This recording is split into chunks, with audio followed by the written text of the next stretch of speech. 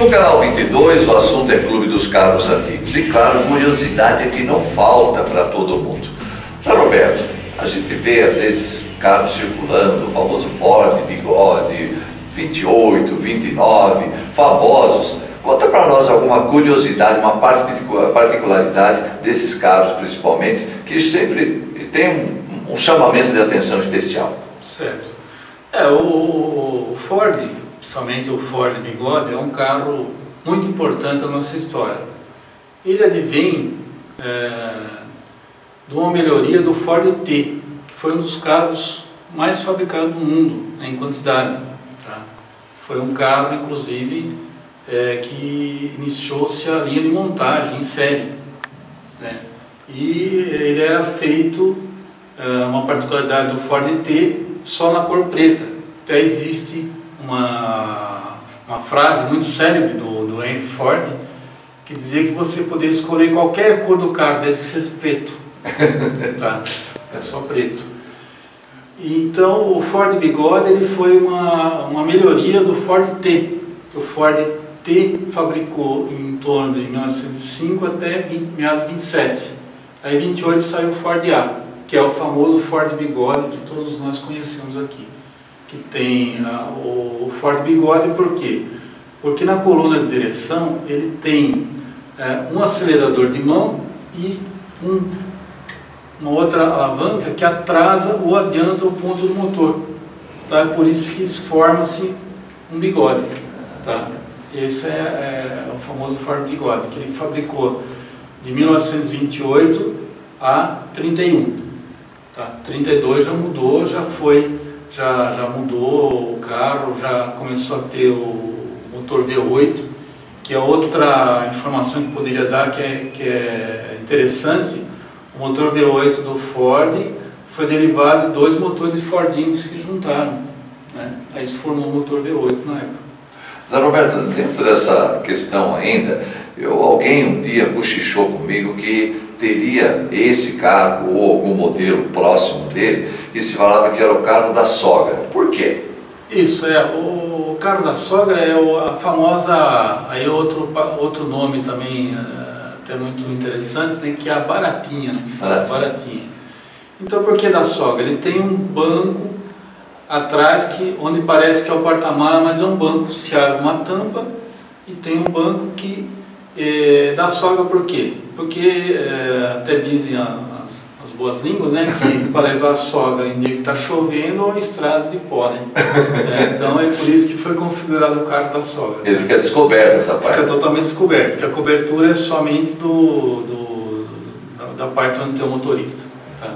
Então isso que é interessante. Depois também a dificuldade para a sogra adentrar esse compartimento, é muito grande. Então o pessoal configurou isso com o banco da sogra, né? Porque a sogra, em modo geral, é bem querida, né? Exatamente.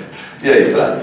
Caro presidente, falando em curiosidade, eu tenho uma, Dunga e Zé Roberto, que é o seguinte: vez por outra a gente vê esses carros antigos trafegando pela Anhanguera, Dom Pedro, e despertando, sim, a curiosidade das pessoas que, inclusive, estão trafegando. Eu pergunto, o carro antigo pode trafegar normalmente ou existe alguma legislação específica para que lhe permita se utilizar dessas autoestradas, por exemplo? Isso.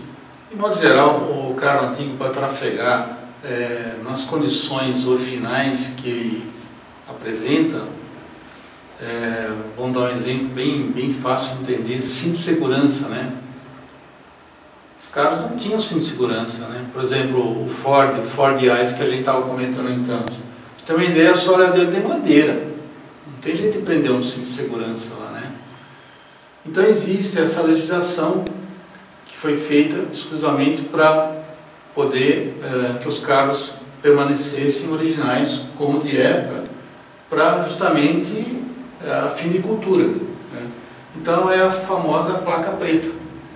Então se você vê um carro de placa preta, esse carro está em condições de trafegar sem esses requisitos. Pura e simples, uma placa preta, quando a gente vê um carro com placa preta, significa então que ele está dentro da lei. Dentro da lei.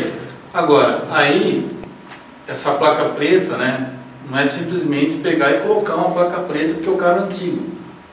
Essa placa preta tem uns requisitos. Tá? Um dos requisitos principais, o carro precisa passar por uma inspeção, né, que nós temos no nosso clube, uma equipe. São várias equipes que cada veículo sempre tem uma pessoa que conhece mais daquele veículo. Então ela é convocada para poder fazer uma análise. Aí a gente faz uma inspeção no carro, no caso aí com uma tabela de pontuação que é fornecida pela Federação Brasileira de Veículos Antigos, ao qual o clube é filiado, tá? E esse veículo ele tem que obter no mínimo 80 pontos. Tá? Obtendo 80 pontos, ele está apto à placa preta. Isso. Tá, mas essa placa preta não é liberada, por exemplo, pelo Detran? Isso. Então, aí é o seguinte, complementando, além do carro ter 80 pontos, tem itens que são desclassificatórios. O quê? Por exemplo, o carro usa um determinado tipo de pneu, ele tem que estar o mais próximo possível, não pode ter uma roda larga, aí nem entra para fazer a inspeção. Tá com uma cor que não tinha na época e não chega perto de nada. Pintou-se lá de cor de rosa um Fusca, por exemplo, né? Não vai entrar para apreciação. Então tem que obedecer uma legislação, toda uma legislação. Isso. Coisa séria mesmo. É séria mesmo, tem que estar mais próximo possível da época. Inclusive os carros que estão, às vezes com a pintura de época, mesmo que estão desgastados, mas em boas condições, ele tem mais valor do que um que foi pintado às vezes e não foi pintado de acordo. Coisas interessantes, né? Viu, Zé Roberto, falando em valores, né? Ter isso como um hobby, né? É muito bacana, né? É caro participar, ter um carro, principalmente funcionando, principalmente quando você tem que às vezes repor alguma peça. Como é que funciona esse mercado de peça de carro antigo? Isso, existe nesse mercado de peça antiga, a gente chama até carinhosamente o pessoal que trabalha com venda de peças de carro de pulgueiro. Por que pulgueiro? Porque são pessoas que vão procurar essas peças, né? E às vezes vão procurar os lugares mais assim, fechados, né? Que está guardado, aqueles galpões, tem aquelas peças, aquela autopeça que fechou, faz tempo, então eles vão lá e compram esses lotes e passam a vender em feiras para os aficionados, tá? Emendando um pouco, se me permite a pergunta do Dunga, ele falou nas peças. Nós temos também oficinas especializadas para carros antigos? Temos, inclusive, temos uma em Valinhos.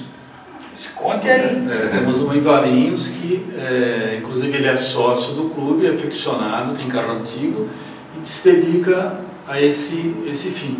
Tá? E temos com muito sucesso, inclusive, né? Não é assim uma grande escala, uma pequena escala, mas todos os carros que são feitos são muito bem feitos. Que beleza. Tendo em vista o custo que você falou, depende muito do carro e depende muito do colecionador, vamos dizer, do anticomunista, né? Porque às vezes a gente fala colecionador, tem um carro só, mas é colecionador por quê?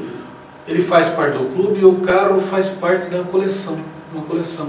Inclusive é outro item que também pesa, que a lei da placa preta diz que o carro tem que fazer parte de uma coleção. Então se a pessoa tem um carro só, o carro está no clube, ele faz parte da coleção do clube. Então ele entra no requisito também da placa preta.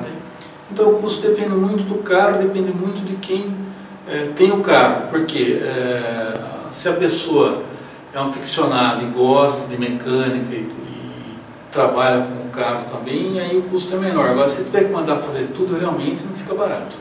A gente volta já, porque ainda nós vamos ter cenas do evento que acontece todo terceiro domingo de cada mês. Voltamos já.